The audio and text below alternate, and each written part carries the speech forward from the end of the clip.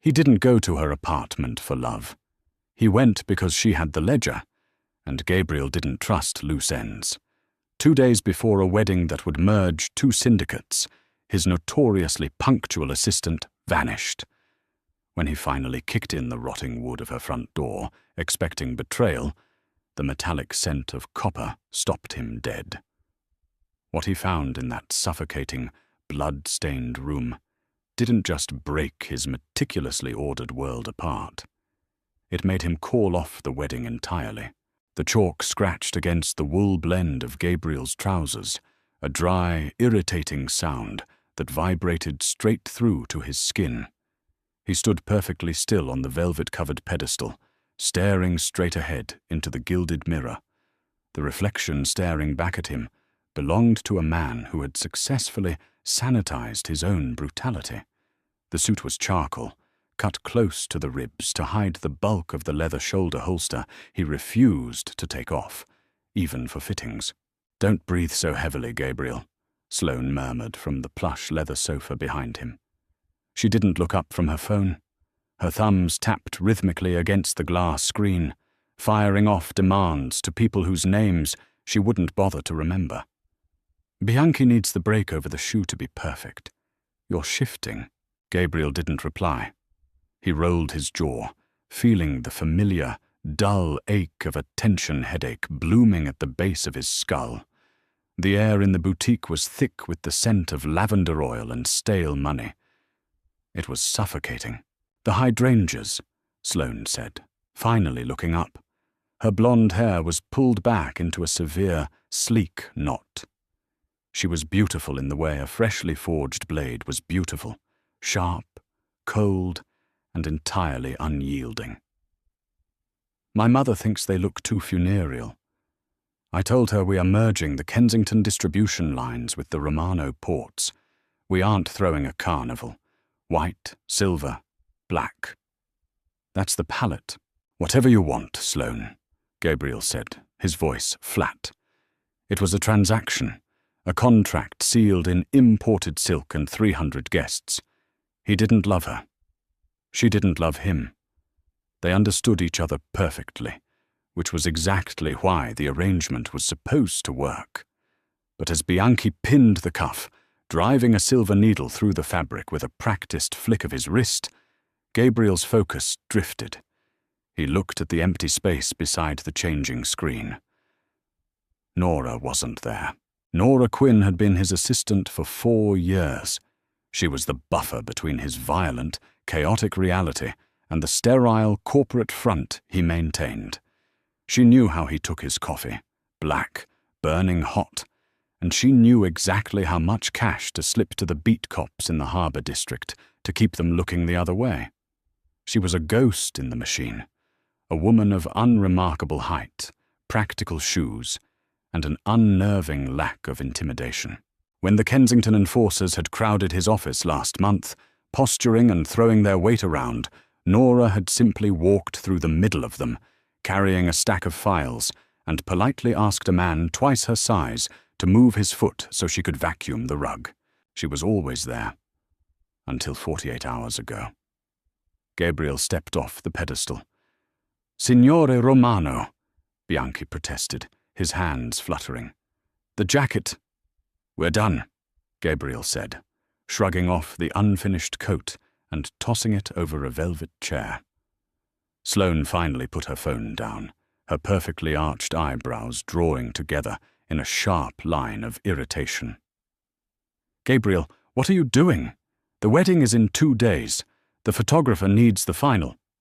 "I have a leak," Gabriel interrupted, pulling his dark dress shirt from the rack and shrugging it on. He buttoned it with quick, impatient fingers. "Nora hasn't checked in for 2 days." Sloane let out a short, elegant sigh, crossing her long legs. "Your secretary? Fire her. Hire someone who understands the stakes of this week. She's probably just hungover or looking for a raise. Let HR handle it." Gabriel stopped buttoning his cuffs. He looked at Sloane, really looked at her. Her skin was flawless, her nails manicured, her life entirely insulated from the blood that paid for the ring on her left hand. "She's not a secretary," Gabriel said, his voice dropping an octave, carrying the dangerous, quiet rasp that made grown men empty their bladders. "She holds the encryption keys to the offshore accounts. She has the physical ledger for the dock payoffs. If she's gone, she's either selling me out or she's dead. And you think dealing with a rogue employee is a priority right now?" Sloane stood up, smoothing down her skirt. "My father is flying in from Boston tonight. We have the rehearsal dinner. Send one of your thugs to find her." Gabriel strapped the leather holster across his chest, the heavy, comforting weight of the Glock pressed against his ribs. "I don't send people to handle my liabilities, Sloane. I handle them myself." He walked out of the boutique before she could reply, the little brass bell above the door chiming a cheerful, mocking goodbye. The air outside was thick with the threat of rain. The sky above the city was a bruised, ugly purple. Gabriel pulled his coat collar up against the chill and walked briskly to the idling black SUV parked illegally on the curb. His driver, Liam, flicked his cigarette into the gutter and scrambled into the driver's seat. "Where to, boss?" Liam asked, eyeing Gabriel's grim expression in the rearview mirror. "South Side," Gabriel said, staring out the window as the first heavy drops of rain began to smear the glass. "Garrison Street, the apartment building at the dead end." Liam hesitated, his hands tightening on the wheel. "Garrison? Boss, that's Kensington territory. We're not supposed to have boots on the ground there until the ink is dry on the marriage certificate." "Drive the car, Liam." The SUV pulled into traffic. Gabriel leaned back against the leather headrest, closing his eyes. The irritation in his chest was slowly morphing into something else, something cold and ugly.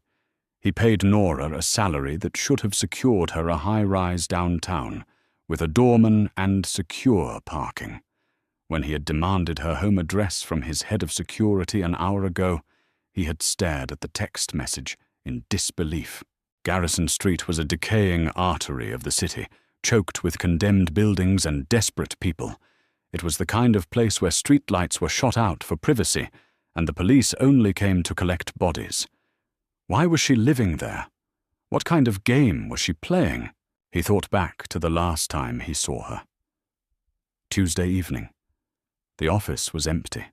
She was standing by the shredder, feeding documents into the machine. She had looked tired. Her skin, usually a pale, healthy cream, had been sallow.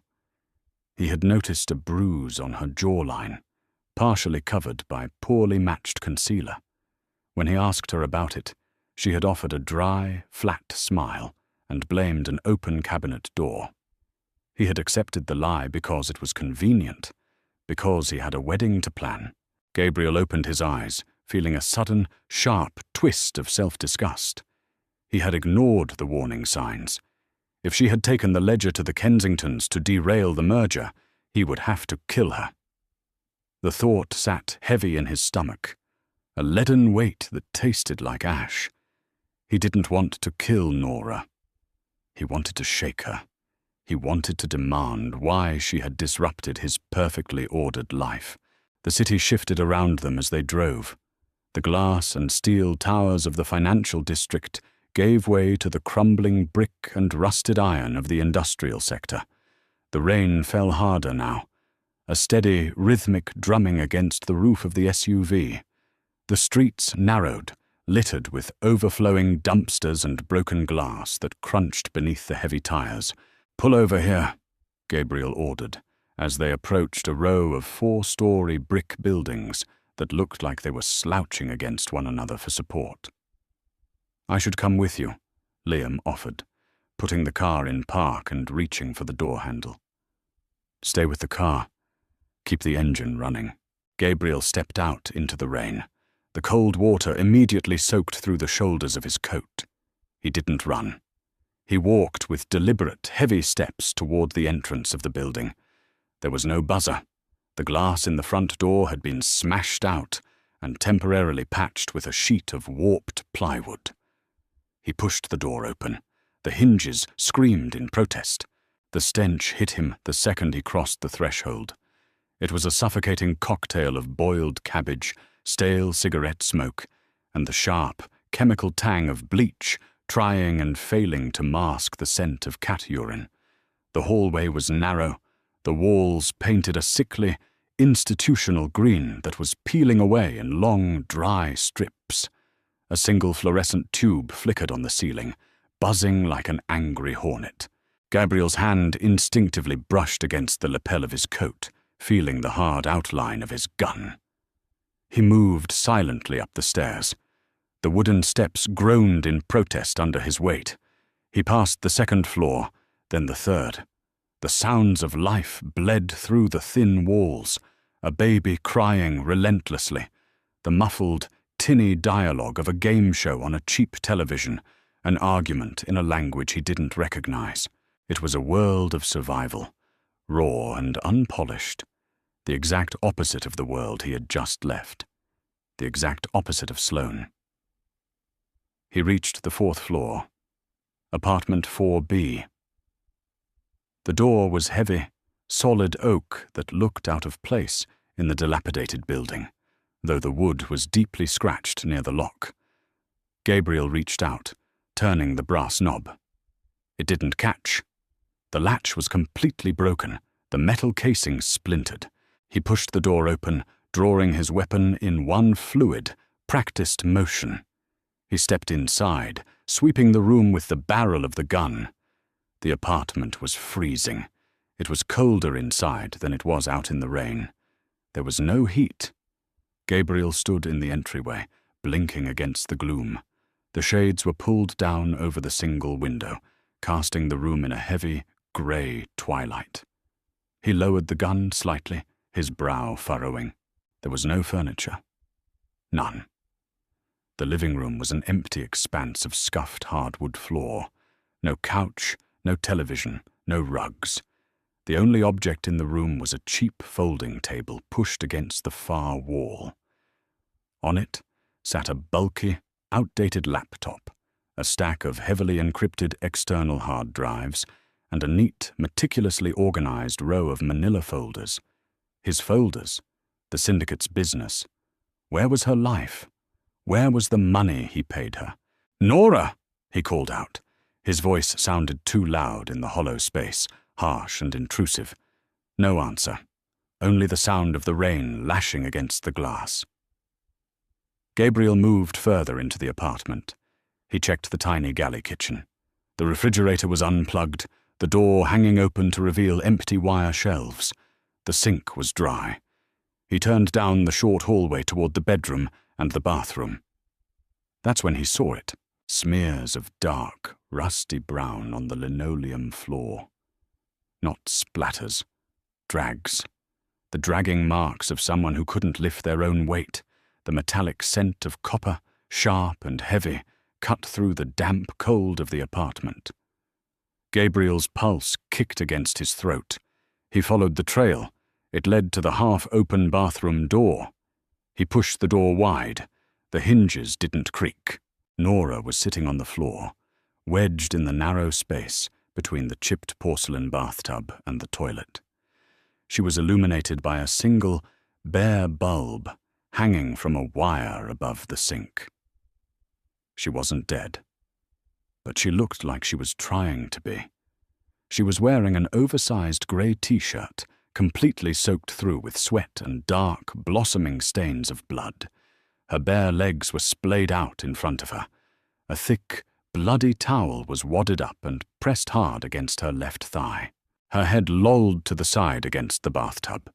Her skin was the color of old parchment, grey, translucent, stretched tight over the bones of her face. The bruise he had seen on Tuesday was now a massive, ugly sprawl of purple and yellow, covering half her face. Her lower lip was split. She wasn't holding a phone. She wasn't holding his ledger to sell to the Kensingtons. She was holding a curved needle, threaded with thick black nylon. Her hands were shaking so violently she couldn't find the grip to push it through her own skin. Gabriel froze. For a man who had built an empire on violence, who had watched men die without his heart rate spiking, the sight of his quiet, unassuming assistant trying to stitch up her own bullet wound in a freezing, empty bathroom felt like a physical blow to the sternum. He dropped his gun on the edge of the sink. It landed with a heavy clack. Nora's head snapped up. Her eyes, usually sharp and observant, were glassy and unfocused with fever. She stared at him for a long, agonizing moment. She didn't scream. She didn't cry. She just let out a dry, rattling breath and dropped her head back against the tub. "You're tracking mud on the floor, boss," she rasped. Her voice sounded like crushed glass. Gabriel fell to his knees beside her. The cold seeping through his expensive trousers didn't register. He reached out, his large hands hovering over her for a second before he gripped her wrist, gently but firmly prying the needle from her trembling fingers. "What happened?" he demanded. His voice was too harsh, too loud, cracking the fragile silence of the room. He didn't want to sound angry, but the panic rising in his chest had nowhere else to go. "Who did this?" "Don't yell at me," Nora whispered, closing her eyes. "I have a headache." "Nora, look at me." Gabriel grabbed her chin, tilting her face up. Her skin was burning hot. The fever was raging. "Who shot you?" She let out a weak, humorless laugh that ended in a cough. "Nobody shot me, Gabriel. Do I look careless? It was a knife. A very big, very ugly knife." Gabriel pulled the wadded towel away from her thigh. The wound was deep, jagged. Someone had dragged a blade across the muscle, trying to hamstring her. It was weeping sluggishly, the edges inflamed and angry red. Infection had already set in. "Why didn't you call the syndicate doctor?" Gabriel snarled, grabbing a relatively clean section of the towel and pressing it back against the wound. Nora flinched, a sharp hiss escaping her lips. "Why didn't you call me?" "The doctor works for your uncle," Nora panted, her hands gripping the edge of the bathtub until her knuckles turned white. "And your uncle works for the Kensingtons." Gabriel went perfectly still. The blood rushing in his ears sounded like the ocean. "What did you say?" Nora opened her eyes. The fever was there, but the sharp, cynical intelligence that made her indispensable cut straight through the haze. She looked at him with a mixture of pity and exhaustion. "The merger is a hostile takeover, Gabriel. Sloane's family isn't joining you. They're absorbing you. The hit was supposed to happen at the rehearsal dinner tonight. Poison. Clean. They blame a rival family. Sloane plays the grieving widow, and her father takes the docks." She swallowed hard, her throat clicking. "I found the digital trail on Tuesday. Your uncle routed the payoff money to the caterers. I went to intercept the courier carrying the physical proof. The courier was a Kensington enforcer. He was faster than I thought." She gestured weakly to her leg, then to her bruised face. "But I got the proof. It's on the hard drive. On the table." Gabriel stared at her. The silence in the bathroom stretched out, heavy and suffocating. He thought of Sloane, sitting in the boutique, complaining about the color of the flowers while she planned his funeral. He thought of his uncle, kissing him on the cheek at Christmas. And then he looked at Nora, living in a freezing box, bleeding out on cheap linoleum, protecting him. "Why?" Gabriel asked. The word was stripped of all authority. It was just a raw, desperate question from a man who suddenly realized he was standing on quicksand. "Why didn't you bring this to me immediately? Why are you living like this?" Nora let her head roll toward him. A cynical, tired smile ghosted across her split lip. "Because you were picking out suits, Gabriel. You wanted this merger so badly you stopped looking at the shadows." If I brought it to you without ironclad proof, you would have thought I was trying to sabotage the wedding." She looked away, staring at the peeling paint on the opposite wall. "And I live like this because my mother's medical care costs $8,000 a month. The facility is nice. They have gardens." Gabriel felt a knot form in his throat, tight and hard. He paid her enough to afford the care and a life for herself, but she was sinking every penny into keeping her mother comfortable, choosing to live in squalor so he wouldn't know she was vulnerable. She didn't want him to think she was a liability. "Hold still," Gabriel commanded, his voice dropping to a low, rough rumble. Gabriel didn't ask permission. He shoved his $3,000 bespoke suit jacket aside, rolled up his sleeves, and opened the small, pathetic first aid kit sitting on the toilet seat. He found a bottle of rubbing alcohol. "This is going to burn," he warned. "Just do it," Nora gritted out, grabbing the rim of the bathtub with both hands. He poured the alcohol directly over the jagged slice in her thigh. Nora's back arched, a strangled, guttural sound tearing from her throat. She bit down on her own shoulder to keep from screaming, her body trembling violently under his hands. Gabriel's jaw locked. He felt every tremor passing through her. He threaded the needle with steady, mechanical precision. He had sewn up his own men before, in basements and back alleys, but this felt different. Every puncture of the needle through her pale skin felt like an indictment of his own blindness. "You're heavy-handed," Nora gasped, her forehead slick with sweat. "You should have let the courier go," Gabriel said, his voice hard, focusing entirely on pulling the nylon thread tight. "You are an administrator, Nora, not muscle." "I protect my desk," she snapped back, though it lacked heat. "And you sit behind it. You could have died. I'm not dead yet. Stop nagging." He tied off the stitch, snipping the thread with a pair of tiny, rusted scissors. He grabbed a roll of gauze and began wrapping her leg, pulling it tight enough to stem the bleeding, but gentle enough not to cause more pain. As he worked, he noticed the other marks on her. A faint, silver scar on her collarbone. A burn mark on her wrist he had never seen because she always wore long sleeves. She was a map of quiet, unacknowledged violence. She took the hits meant for his empire, swallowed the pain, and handed him his morning coffee with a blank face. He finished the knot on the bandage. He stayed on his knees, his hands resting lightly on her shins. His dark shirt was ruined, stained with patches of her blood. He smelled like cheap alcohol and sweat. From the empty living room, a sharp, intrusive sound shattered the quiet. "Brrt. Brrt." Gabriel's burner phone, the one only 3 people had the number to. He didn't move. He just looked at Nora. She looked back at him, her chest rising and falling in shallow, labored breaths. "Answer it," she whispered. "It's her. It's almost noon. She'll be asking about the seating arrangements." Gabriel reached into his pocket and pulled out the phone. The screen glared brightly in the dim bathroom, displaying Sloane's name. He hit accept, putting the phone to his ear, but keeping his eyes locked on Nora. "Where are you?" Sloane's voice was tinny, sharp, and impatient. "Liam said you went to the south side.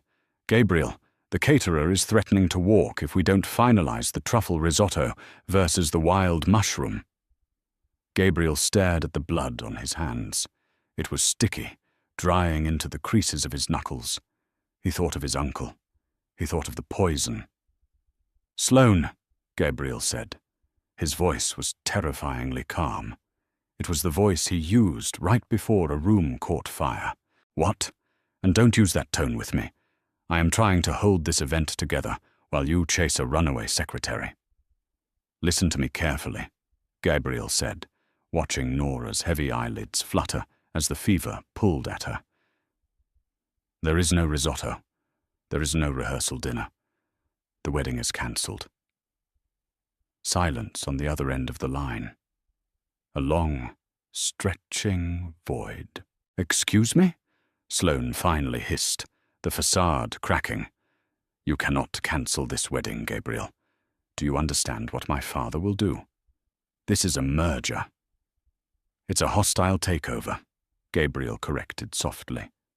"And your father is going to find out very shortly that the Romano ports are closed to him. Tell him the courier he sent on Tuesday was sloppy. Tell him my secretary sends her regards." "Gabriel, do not call this number again. If I see your uncle or your father in my city by nightfall, I will sink them in the harbor." He didn't wait for her response. He crushed the phone in his hand, feeling the cheap plastic screen, spiderweb and crack under his grip, before tossing it into the dry bathtub. He turned his attention back to Nora. She was smiling. It was a terrible, bloody, exhausted smile, but it was genuine. "You ruined the suit," she murmured, her eyes finally sliding shut. "I hated the suit," Gabriel said. He didn't hesitate this time. He slid one arm under her knees and the other behind her back, ignoring her weak groan of protest. He lifted her off the cold linoleum. She weighed nothing. It enraged him all over again, how little space she took up, how easily she carried the weight of his world while starving herself of her own. "Where are we going?" she mumbled, her head falling against his chest. "To my house," Gabriel said, carrying her out of the bathroom, past the empty, freezing living room, and out the splintered wooden door. "To my doctor. And then, Nora, you are going to tell me exactly how we are going to tear the Kensington Syndicate down to the studs." She didn't answer. She had finally passed out against his shoulder, her blood soaking into the ruined silk of his shirt. Gabriel walked down the dark, smelling stairwell, his boots kicking aside broken glass. He was walking away from his wedding. He was walking into a war. And for the first time in months, as he held the woman who had bled to keep him breathing, Gabriel felt entirely awake. The ride to the estate was a masterclass in suffocating silence. The black SUV tore through the slick, rain-battered streets, taking corners with a reckless speed that threw Nora's unconscious body against Gabriel's chest. He didn't adjust her. He just clamped his arm tighter around her shoulders, his jaw locked so hard, his molars ground together. The heavy iron gates of his compound parted, and Liam slammed the brakes outside the front portico before the vehicle had even fully stopped. "Get Victor," Gabriel snapped, kicking his door open. "I want him in the East Wing guest room 3 minutes ago." Liam didn't waste time nodding. He sprinted toward the security annex. Gabriel carried Nora through the cavernous foyer of his home. His boots left dark, muddy prints across the imported marble, but the pristine, curated perfection of the house only made him nauseous. The air smelled of beeswax and expensive air filters. It felt sterile, dead. He hauled her up the sweeping staircase, her head lolling against his ruined shirt, the metallic stench of her blood clashing violently with the faint scent of lemon polish. He kicked open the door to the East Wing guest suite. He deposited her onto the center of the sprawling, king-sized bed. The stark white duvet instantly began to absorb the dark red fluid seeping from her hastily bandaged thigh. Victor, the syndicate's private physician, arrived breathless 2 minutes later. He carried a heavy leather medical bag and smelled faintly of expensive gin and mint mints. "Gabriel, what?" Victor started, stopping dead at the foot of the bed. He took in the blood, the dirt, the bruised and emaciated woman lying on the Egyptian cotton. "Is that Ms. Quinn?" "Fix her," Gabriel ordered. He backed away from the bed, his hands hanging uselessly at his sides. The adrenaline was receding, leaving a cold, jagged hollow in his chest. Victor didn't ask more questions. He stripped off his jacket, snapped on a pair of latex gloves, and went to work. Gabriel stood by the tall, arched window, listening to the rain hammer against the glass. He refused to look away, forcing himself to watch as Victor cut away the blood-soaked grey t-shirt and the crude bandages. "Her core temperature is 103, Victor muttered, hooking a bag of clear fluid to an IV pole he dragged from the closet. He expertly found a vein in the crook of her elbow. Dehydration. Severe exhaustion. The wound is nasty, Gabriel. Whoever did this twisted the blade before they pulled it out. You did a decent job stopping the bleed, but the infection is already racing through her bloodstream." Gabriel crossed his arms. The damp, clinging silk of his shirt felt like a second skin. "Will she keep the leg?" "Yes, provided her heart doesn't give out from the fever first." Victor began flushing the wound with a harsh, chemical-smelling antiseptic. Nora didn't twitch. She was completely under. "Gabriel, when was the last time she ate? Her ribs are bruising her skin from the inside out. Her immune system is completely depleted. It's like she's been running on fumes and black coffee for a year." The words felt like a physical strike. Gabriel looked at Nora's collarbones, sharp and protruding beneath the harsh overhead light. He thought about the catered lunches he expensed to his office, the heavy, rich meals he ate while she sat at her desk outside his door, quietly organizing his empire. He had never once asked if she had eaten. He assumed she took care of herself. He assumed his money insulated her from hardship. He had assumed wrong. "Pump her full of whatever antibiotics you have," Gabriel said, his voice flat, devoid of the tremor he felt in his hands. "If she needs a transfusion, take it from me. I'm O negative." Victor paused, looking over his shoulder. The doctor's eyes were sharp, evaluating. Gabriel Romano did not bleed for his employees. He bled his enemies. But Victor merely nodded, turning back to his patient. "I'll stabilize her. But she needs sleep, Gabriel. Real sleep. Not passing out from blood loss." There was a heavy knock on the bedroom door. Liam stood in the frame, holding the stack of encrypted hard drives and the manila folders he had retrieved from the squalid apartment on Garrison Street. "Put them in my study," Gabriel told him. Liam hesitated, glancing at Nora's motionless form on the bed. "Boss, the phones are melting down. Sloane's father just landed at the private airstrip, and your Uncle Carlo is asking why the rehearsal dinner at the restaurant was abruptly cancelled by security. He wants a face-to-face." Gabriel looked away from the bed. The guilt, the jarring realization of his own failures, crystallized instantly into a cold, focused rage. "Tell Carlo I'll meet him," Gabriel said softly. "Tell him to come here." The study smelled of aged leather, rain, and the sharp tang of gun oil. Gabriel sat behind his massive mahogany desk, a rag in one hand and the disassembled slide of his Glock in the other. He wiped down the springs with mechanical, rhythmic precision. The encrypted hard drives sat in a neat stack next to his elbow, an impenetrable brick wall holding the secrets of his impending demise. He had tried the standard syndicate bypass codes. Nothing worked. Nora had locked them down with an algorithm he couldn't crack. Down the hall, the house was entirely silent, save for the ticking of the grandfather clock in the foyer. It was 3 a.m. He slapped the slide back onto the frame of the gun, racking it once. The sharp, metallic clack echoed off the vaulted ceiling. He shoved the weapon into his shoulder holster. A soft, dragging sound caught his attention. It wasn't the heavy tread of his guards. It was a friction sound, fabric against hardwood. Gabriel stood up, his hand dropping instinctively toward his chest. He moved silently to the door of the study and pulled it open. Nora was leaning heavily against the doorframe of the guest room at the end of the hall. She was a ghost.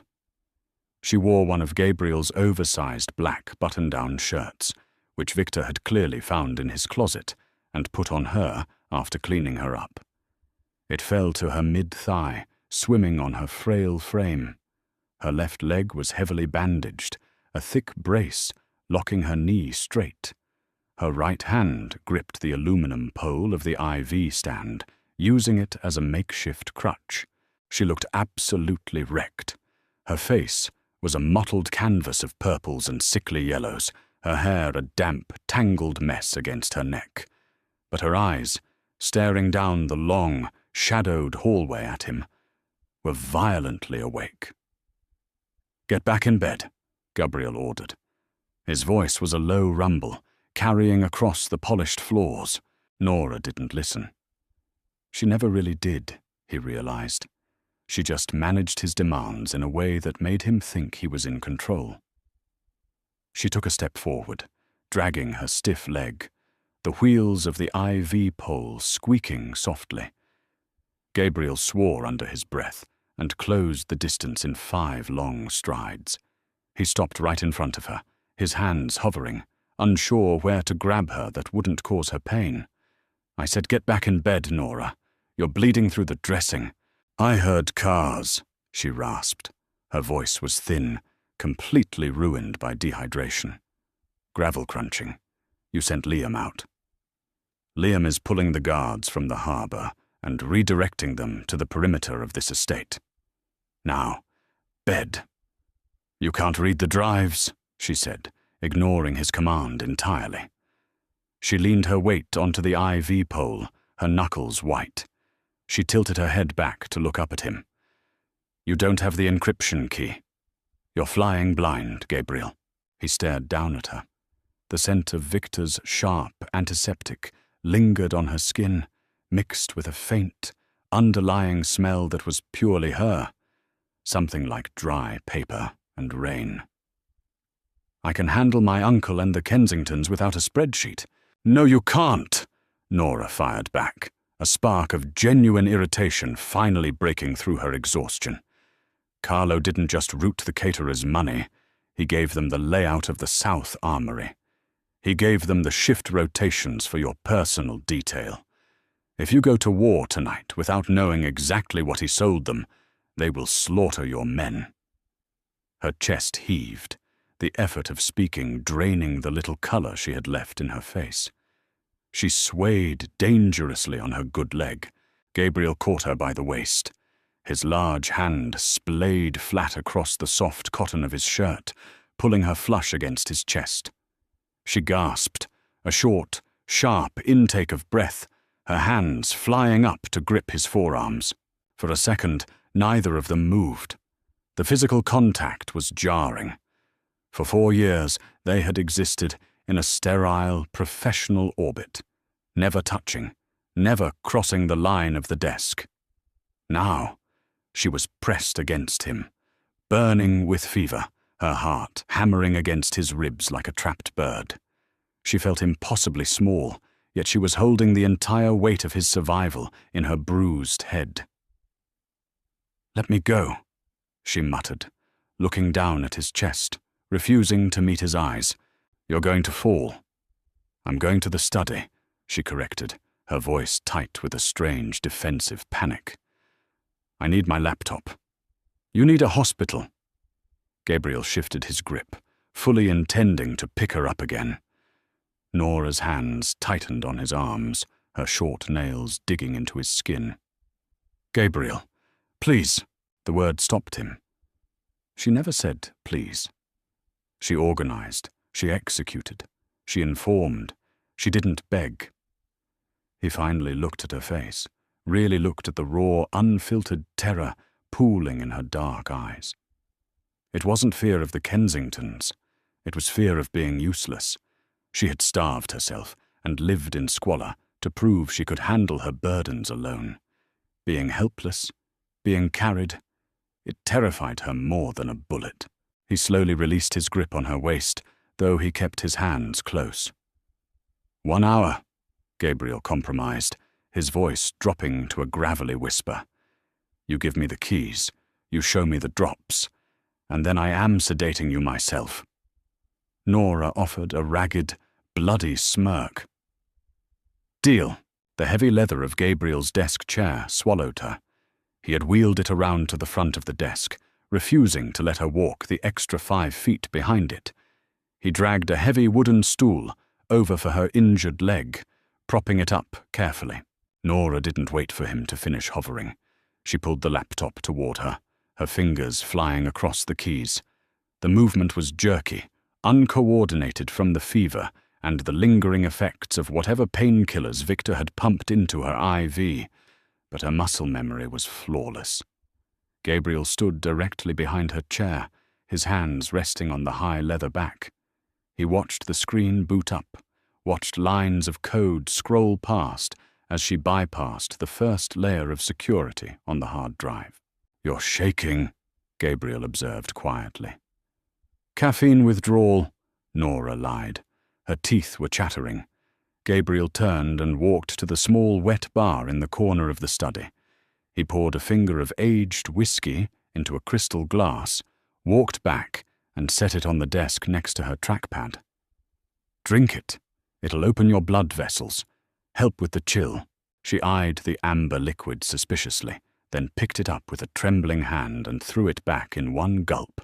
She coughed violently, her face twisting as the burn hit her empty stomach, but a faint flush of color crept into her pale cheeks a moment later. "Better?" he asked. "Disgusting," she croaked, setting the glass down. "Okay, I'm in." The screen flickered, revealing a massive, heavily indexed spreadsheet. It was a digital map of Gabriel's ruin. "Filter by the last 30 days, Gabriel ordered, leaning closer. His chest brushed the back of her chair. Nora tapped the trackpad. The list truncated. "Here. Carlo initiated 7 transfers from the shell company that handles the dock tariffs. Small amounts, under the radar. But look at the routing numbers." "Cayman," Gabriel said, his eyes narrowing. "Sloane's father's preferred bank." "Exactly. But it's not just money, Gabriel. Look at the attached files." Nora clicked on a small paperclip icon next to a transaction dated from Tuesday morning, the day she had disappeared. A blueprint filled the screen. It was the Romano shipping warehouse on Pier 4. Red X's marked the structural weak points, the blind spots in the security cameras, and the exact location of the breaker box. "That warehouse holds the smuggled munitions from the Irish," Gabriel said, the temperature in the room plummeting. "If the Kensingtons hit that, the explosion will level 3 city blocks, and the police will blame me for domestic terrorism." "They aren't hitting it to blow it up," Nora corrected, her fingers flying over the keys again. She brought up an intercepted email, heavily encrypted, but broken down into plain text. "They're hitting it to steal the munitions. Sloane's father wants your guns to arm his own men for the takeover. The hit is scheduled for 4 a.m. Gabriel looked at the clock on his desk. It was 3:15 a.m. "Carlo is leading the strike team," Nora added softly. "He sent an email to Sloane's father, confirming he has the gate codes." The silence in the study was absolute, thick as wet cement. Gabriel stared at the name on the screen. Carlo Romano, the man who had taught him how to shoot, the man who had stood at his father's funeral and sworn loyalty to the bloodline. Gabriel didn't yell. He didn't smash anything. He just inhaled slowly, the scent of the rain outside filling his lungs, and exhaled a long, cold breath. "He's going to Pier 4, Gabriel stated. It wasn't a question. "He's already there," Nora said. She slumped back against the chair, the adrenaline crash hitting her fast and hard. Her eyelids drooped. "He's waiting for the Kensington trucks to arrive." "Liam," Gabriel barked without raising his voice. The study door pushed open instantly. Liam stood there, a tactical shotgun slung across his chest. "Boss? Get the men in the armory. Suppressed weapons only. No heavy explosives. We are going to the docks, and we are going quietly."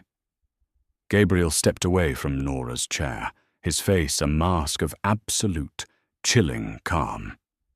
"Leave 2 men on the perimeter of the house. No one gets in." Liam nodded grimly and vanished. Gabriel turned back to the desk. He opened the heavy-bottomed drawer and pulled out a sleek, compact Sig Sauer. He checked the magazine, slammed it home, and racked the slide. He set the gun on the desk, right next to Nora's empty whiskey glass. Nora stared at the black metal. "I don't know how to shoot." You pointed at the door. "If anyone opens it who isn't me, you pull the trigger until it clicks empty." Gabriel walked around the desk, standing directly in front of her. He reached out, his knuckles brushing lightly against her unbruised cheek. Her skin was still entirely too hot. "Lock the door behind me. Do not open it." "Do you understand?" Nora looked up at him. The cynical, detached assistant was gone. The woman looking back at him was stripped raw, terrified but entirely present. "Gabriel," she whispered. He stopped, his hand resting on the heavy brass doorknob. "Don't make me plan your funeral," she said, her voice shaking. Gabriel's lips curved into a dark, genuine smile. It didn't reach his eyes, which were already dead, and focused on the violence to come. "I cancelled the wedding, Nora," he said softly. "I'm not putting you through catering a funeral, too." He stepped out into the hallway, pulling the door shut behind him. He heard the heavy brass deadbolt slide into place with a definitive thunk. Gabriel turned toward the stairs, the cold logic of the impending slaughter taking over his mind. The Kensington family thought they were orchestrating a quiet corporate merger. They had no idea they had just woken the monster. The docks at Pier 4 smelled of diesel exhaust, rotting kelp, and rusted iron. The rain had slowed to a persistent, freezing drizzle, leaving the world slick and coated in a greasy sheen. Gabriel stepped out of the black SUV, his boots hitting the cracked asphalt without a sound. He didn't slam the door, he just pushed it until the latch clicked. Liam fell in beside him, carrying the suppressed tactical shotgun at a low ready. Out of the shadows of the stacked shipping containers, 6 more of Gabriel's men materialized. They were dressed in flat black, their faces obscured by the collars of their wet jackets. Nobody spoke. They had memorized the blueprints Nora had pulled. They knew the blind spots. They knew the angles. 3 trucks approaching from the South Access Road, Liam whispered, pressing an earpiece deeper into his ear. Heavy suspensions. They're empty, ready to load the crates. "Cut the power to the halogen towers," Gabriel said, his voice entirely devoid of inflection. "When the trucks kill their engines, we move. No survivors on the Kensington side. I want a complete blackout." A heavy metallic clunk echoed across the yard as the main breaker was thrown. The towering yellow security lights died instantly, plunging the pier into an aggressive, suffocating darkness. The only illumination came from the sickly orange glow of the city skyline, bouncing off the low-hanging clouds. Gabriel unholstered his Sig Sauer. The metal was ice-cold against his palm. He walked forward, sliding between 2 towering stacks of red and blue shipping containers. The air grew tighter. He could hear the low, throaty hum of the Kensington box trucks rolling through the main gate, their headlights cut. They were arrogant. They thought they had the keys to the castle. They parked in a neat row in front of Warehouse 7. The heavy roll-up door of the warehouse was already open. Standing just inside the threshold, illuminated by the beam of a single tactical flashlight, was Carlo Romano. Gabriel stopped. He stood in the shadow of a rusted crane, 30 feet away, watching his uncle pull a silver flask from his coat, unscrew the cap, and take a long drink. Carlo looked relaxed. He looked like a man who had just secured his retirement. 3 Kensington enforcers hopped out of the lead truck. They were big men, carrying unsuppressed assault rifles, moving with the sloppy confidence of a crew that expected no resistance. "You got the codes for the inner vault, Carlo?" the lead enforcer asked, his voice carrying over the sound of the water slapping against the wooden pylons. "Already punched in," Carlo replied, wiping his mouth with the back of his hand. "Make it quick. Gabriel is busy looking for his missing secretary. He won't notice the armory is empty until tomorrow afternoon." Gabriel stepped out of the shadows. He didn't run. He didn't shout. He just walked into the open yard, the gravel crunching softly beneath his boots. Carlo saw him first. The older man's hand froze mid-air, the silver flask slipping from his grip and clattering against the concrete. The liquid spilled out, dark and smelling of cheap brandy. "Gabriel!" Carlo choked out. The 3 Kensington men spun around, raising their rifles. They never got the chance to pull the triggers. From the darkness above the shipping containers, Liam and the strike team opened fire. The suppressed weapons sounded like heavy staple guns. Thwip, thwip, thwip. It was incredibly, brutally fast. The lead Kensington enforcer dropped instantly. A neat hole punched through his temple. The second man took 2 rounds to the chest and folded over the hood of his truck, his blood sliding down the wet grill. The third managed to get off 1 wild, deafening shot into the sky before Liam's shotgun took out his knees, sending him crashing to the pavement, where a final, quiet pistol shot ended his screaming. The silence that followed was heavy, ringing in Gabriel's ears. Carlo was backed up against the corrugated metal wall of the warehouse. His hands were raised, shaking violently.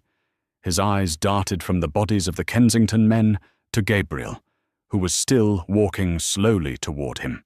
"Gabriel, wait!" Carlo pleaded. His voice cracked, the confident swagger vanishing into pure, unfiltered panic. "It's not what you think. They forced me. Sloane's father. He threatened my daughters. He said he would kill your cousins if I didn't give him the warehouse." Gabriel stopped 10 feet away. He looked at the man who had bought him his first bicycle. He looked at the man who had poured whiskey on his father's grave. "You don't have daughters, Carlo," Gabriel said quietly. "You have 2 ex-wives who hate you, and a gambling debt at the Bellagio that maxed out at $3 million on Monday." Carlo's mouth opened, but no sound came out. The lie had died in his throat. "You sold my life and the lives of my men to cover a bad streak at the baccarat table," Gabriel continued. He didn't feel angry. He felt nothing at all. It was a terrifying, hollow void in his chest. "You used a Kensington courier to hide the paper trail. But you were sloppy. My assistant found you." "A secretary?" Carlo spat, a desperate, ugly sneer twisting his face as he realized begging wouldn't work. "You're going to burn your own blood for a glorified typist?" "She isn't a typist," Gabriel said. He raised the Sig Sauer, locking his elbow. "She's the woman who just ended your life." Gabriel squeezed the trigger. The gun barked twice. 2 center mass. Carlo hit the concrete, sliding down the corrugated metal wall, leaving a wide, dark smear behind him. He gasped once, a wet, rattling sound, and then his eyes glazed over, staring up at the rain. Gabriel lowered the gun. The smell of burnt gunpowder mixed with the salt water. He stood over the body for a long minute, letting the cold rain wash over his face, soaking into his hair. "Boss," Liam said quietly, stepping up beside him. "The trucks are secure. No one else is coming." "Load the bodies into the back of the Kensington trucks," Gabriel ordered, turning his back on his uncle. "Drive them to the airstrip. Leave the trucks parked directly in front of Sloane's father's private jet. Leave the keys in the ignitions." Liam nodded. "And Carlo?" Gabriel paused. He looked down at the silver flask sitting in the puddle of brandy and rainwater. "Put him in the driver's seat. Let Sloane's father see exactly what happens to his investments." He walked back to his SUV. The adrenaline was leaving his system, replaced by a deep, aching exhaustion. He slid into the driver's seat, slamming the door shut, and turned the key. He didn't look back at the warehouse. He put the car in gear and drove away from the docks, the tires tearing through the flooded streets, heading back to the only person in his entire empire who had actually protected him.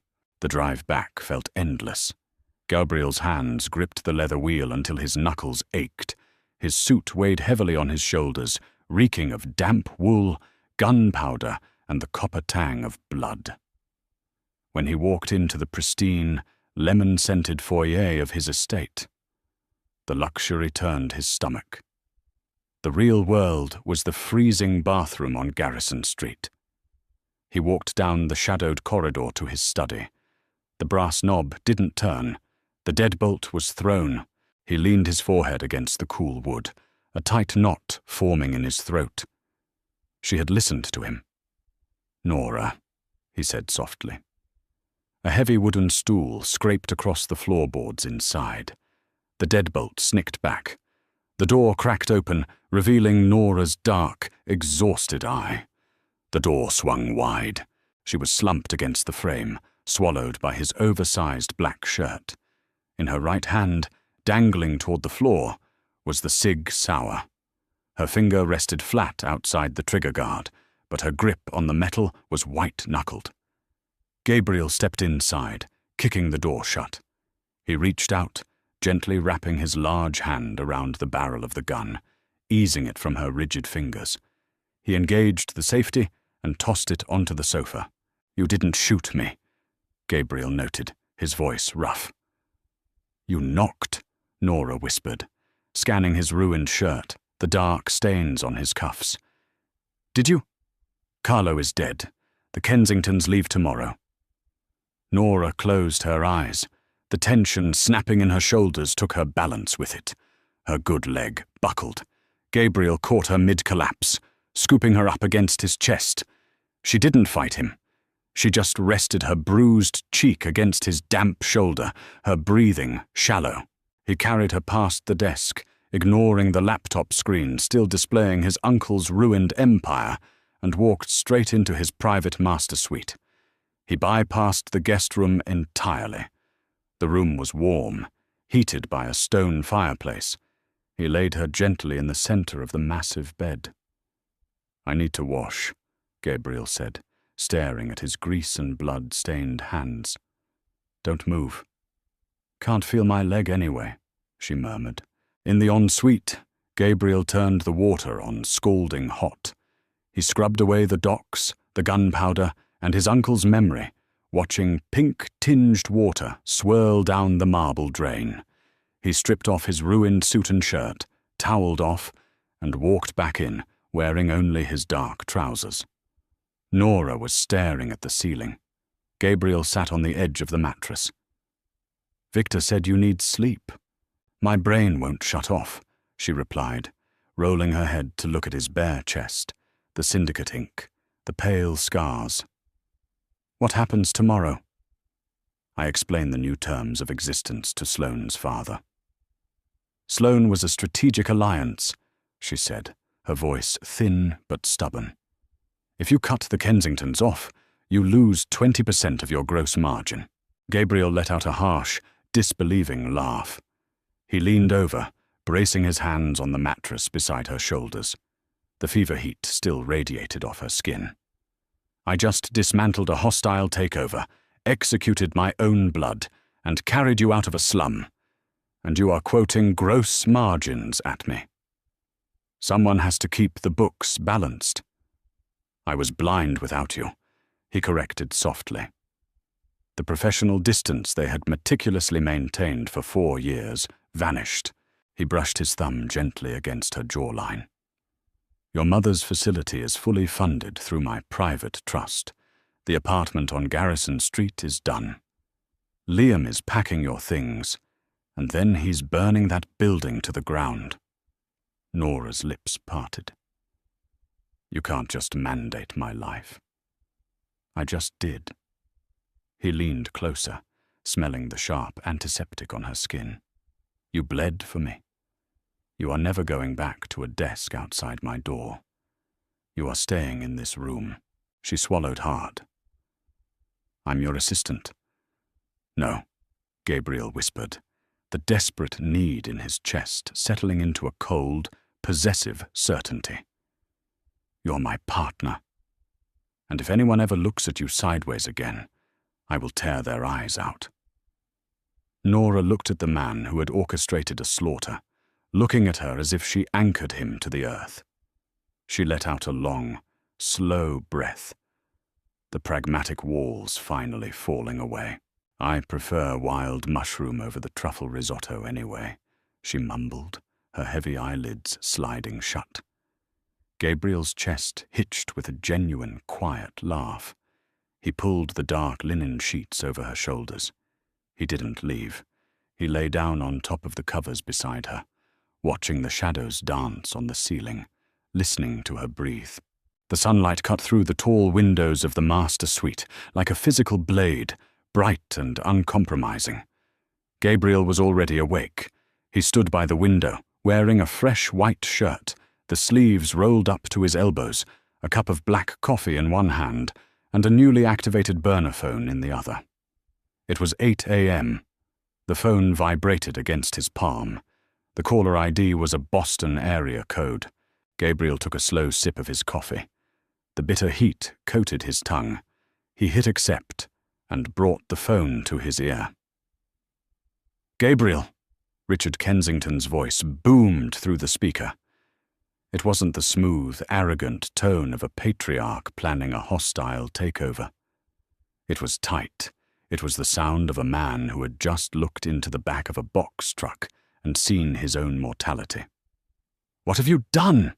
"I returned your property, Richard," Gabriel said, his voice smooth, carrying no malice, only absolute authority. "I hope the flight back to Boston was comfortable. You murdered Carlo. You slaughtered my men. This is an act of war." "This is an eviction notice," Gabriel corrected. He turned, looking at the bed. Nora was still asleep, her breathing deep and even, the fever finally broken during the night. The dark bruising on her face was stark against the white pillows, a violent reminder of the price she had paid. Gabriel's eyes hardened. "Listen to me very carefully, Richard. The merger is dead. Sloan is entirely free to pursue other arrangements. But if your syndicate attempts to move product through my ports, if your trucks cross the city line, or if I so much as smell one of your enforcers in my territory, I won't send the bodies back next time. I will bring them to your front door myself." "You arrogant son of a bitch! You can't run the shipping lines without my capital. You'll bleed out in 6 months." "I have better accountants than you think," Gabriel said, his gaze fixed softly on Nora. "Do not call me again." He hung up the phone and dropped it into his pocket. From the bed there was a soft rustle of linen. Nora shifted, wincing slightly as the movement pulled at the stitches in her thigh. She opened her eyes, blinking against the harsh morning light. She looked around the massive, unfamiliar room, her gaze finally landing on Gabriel standing by the window. "Did you shoot the phone?" she asked, her voice raspy with sleep. Gabriel walked over to the nightstand, setting his coffee cup down. "I handled Richard." Nora slowly pushed herself up, bracing her back against the headboard. She looked down at the oversized black shirt she was wearing, then at the heavy brace on her leg. The memories of the night before, the freezing bathroom, the needle, the chaotic ride to the estate, and the intense, suffocating promise Gabriel had made her, rushed back. She looked up at him. He was watching her with a quiet, intense focus. He wasn't the polished, unapproachable boss this morning. He was the man who had knelt in her blood. "So," Nora said, clearing her throat, trying to find her professional footing. "The Kensington network is out. We're going to have to restructure the offshore accounts by Tuesday, or the shell companies are going to flag the IRS." Gabriel leaned over, bracing his hands on the mattress on either side of her hips, effectively trapping her. The scent of soap and black coffee enveloped her. "Stop," Gabriel said softly. "I'm just saying, if we don't pivot..." Nora, look at me. She stopped talking. She met his eyes. They were dark, deep, and completely stripped of the corporate mask. Your laptop is locked in the study, Gabriel told her. You are not touching a spreadsheet for 2 weeks. Victor is coming back at noon to check your stitches and start you on a proper diet. You are going to rest. I don't do well with resting, she muttered, a faint flush creeping into her pale cheeks at his proximity. I'm going to get bored. Then I will entertain you, Gabriel replied, his voice dropping to a low, rough register that sent a sudden shiver down her spine. But you are not working. You are healing. Nora looked at the heavy gold watch on his wrist, then at the faint, silver scars on his knuckles. She had spent 4 years organizing this man's life, anticipating his needs, cleaning up his messes. She had thought she was invisible to him. She had thought she was just a ghost in the machine. She raised her hand, her fingers trembling slightly, and rested her palm flat against the center of his chest, right over his heart. She could feel the steady, powerful rhythm of it beneath his crisp shirt. You cancelled a multi-million-dollar wedding for me, she said quietly, stating it not as a question, but as a terrifying fact she was finally accepting. I cancelled a business transaction, Gabriel corrected, his hand coming up to cover hers, pressing her palm tighter against his chest. I burned down a slum for you. I executed my uncle for you. I would have burned the entire city to the ground if I hadn't found you in time. Nora stared at him, the cynical, pragmatic walls she had built around her heart cracking and falling away. There was no fairy tale here. He was a violent, dangerous man, and she was the woman who kept his ledgers. Their hands were both covered in blood. But in the cold, brutal light of the Mafia world, it was the truest form of devotion she had ever seen. Okay, she whispered, her fingers curling slightly into his shirt. Okay, Gabriel. He didn't smile. He didn't need to. He leaned down and pressed his lips softly against her forehead, lingering there, a silent, absolute vow of protection. The game was over. The desk was gone. Nora Quinn was no longer the assistant in the shadows. She was the queen of the board, and Gabriel Romano was never going to let her fall again. And that is how you execute a hostile takeover of the heart. Gabriel didn't just cancel his wedding. He burned his old life to the ground the second he realized Nora was the one truly holding his empire together. Their shift from boss/assistant to an unstoppable, ruthless power couple is exactly the kind of gritty loyalty we love to see. If you loved this dark, intense journey and want more grounded Mafia romances where the quiet ones hold all the power, smash that like button, subscribe, and share this video. Tell me in the comments, what was your favorite moment of Gabriel's revenge? See you in the next story.